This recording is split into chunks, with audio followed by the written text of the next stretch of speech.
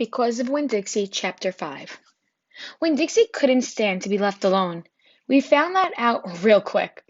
If me and the preacher went off and left him by himself in the trailer, he pulled all the cushions off the couch and all the toilet paper off the roll. So we started tying him up outside with the rope when we left. That didn't work either. Winn-Dixie howled until Samuel, Miss Detweiler's dog, started howling too. It was exactly the kind of noise that people in an all-adult trailer park do not like to hear. He just doesn't want to be left alone, I told the preacher.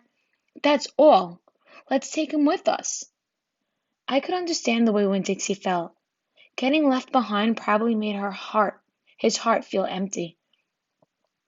After a while, the preacher gave in, and everywhere we went, we took Winn-Dixie, even to church. The Open Arms Baptist Church of Naomi isn't a regular-looking church. The building used to be a Pick It Quick store. When you walk in the front door, the first thing you see is the Pick It Quick motto. Big, it's written on the floor in little tiny red tiles that make great big letters that say pick, pick, pick, quick, quick, quick. The preacher tried painting over those tiles, but the letters wouldn't stay covered, and so the preacher has just given up and let them be. The other thing about the Open Arms that is different from other churches is that there aren't any pews. People bring in their own fold-up chairs and lawn chairs, so sometimes it looks more like a congregation is watching a parade or sitting at a barbecue instead of being at church. It's kind of a strange church, and I thought Winn-Dixie would fit right in. But the first time we brought Winn-Dixie to Open Arms, the preacher tied him outside the front door. Why did we bring him all the way here just to tie him up? I asked the preacher. Because dogs don't belong in church, Opal, the preacher said. That's why. He tied Winn-Dixie up to the tree and said how there was lots of shade for him and that it ought to work out real good. Well, it didn't. The service started and there was some singing, some sharing, some praying, and then the preacher started preaching. And he wasn't but 2 or 3 words into his sermon when there was a terrible howl coming from outside. The preacher tried to ignore it. Today, he said, "Arroo," said Winn-Dixie. Please, said the preacher. "Arroo," said Winn-Dixie back. Friends, said the preacher. "Arroo," wailed Winn-Dixie. Everyone turned in their lawn chairs and fold-up chairs and looked at one another. Opal, said the preacher. "Ow," said Winn-Dixie. Yes, sir. Get that dog, he yelled. Yes, sir, I yelled back. I went outside, untied Winn-Dixie, and brought him inside, and he sat down beside me and smiled up at the preacher. And the preacher couldn't help it. He smiled back. Winn-Dixie had that effect on him. And so the preacher started in preaching again. Winn-Dixie sat listening to it, wiggling his ears away this way and then that, and trying to catch all the words. And everything would have been all right, except that a mouse ran across the floor. The Open Arms had mice.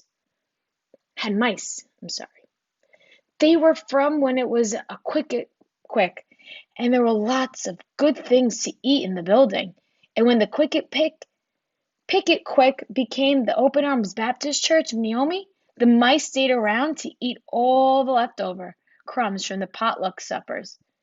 The preacher kept on saying he was going to have to do something about them, but he never did. Because the truth is, he couldn't stand the thought of hurting anything, even a mouse. Well, when Dixie saw that mouse, and he was up and after him, 1 minute everything was quiet and serious, and the preacher was going on and on and on.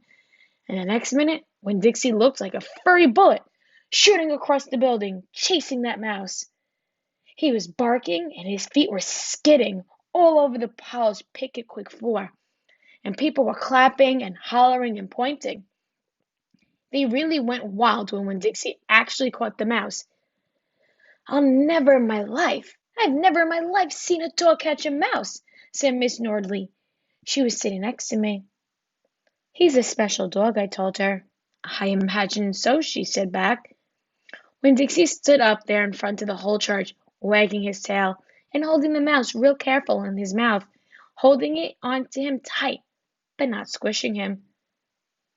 I believe that mutt has got some retriever in him, said somebody behind me. That's a hunting dog. Winn-Dixie took the mouse over to the preacher and dropped it at his feet. And then the mouse tried to get away. Winn-Dixie put his paw right on the mouse's tail. Then he smiled up at the preacher. He showed him all his teeth.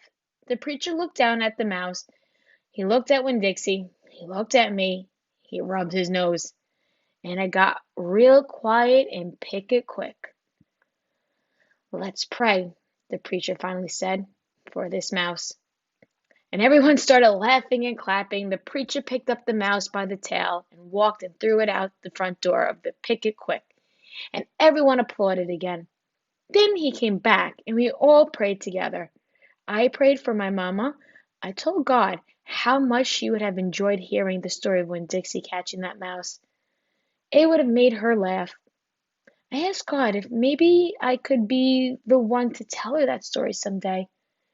And then I talked to God about how I was lonely, Naomi, because I didn't have any kid there. I don't know many kids, only the ones from church. And there weren't many kids at the open arms, just Dunlop and Stevie Dewberry, two brothers that weren't twins. They looked like they were.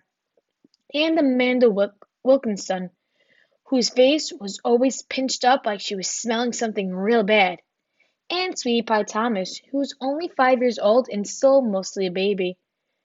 And none of them wanted to be my friends anyway, because they probably thought I'd tell on them to the preacher for every little thing that they did wrong.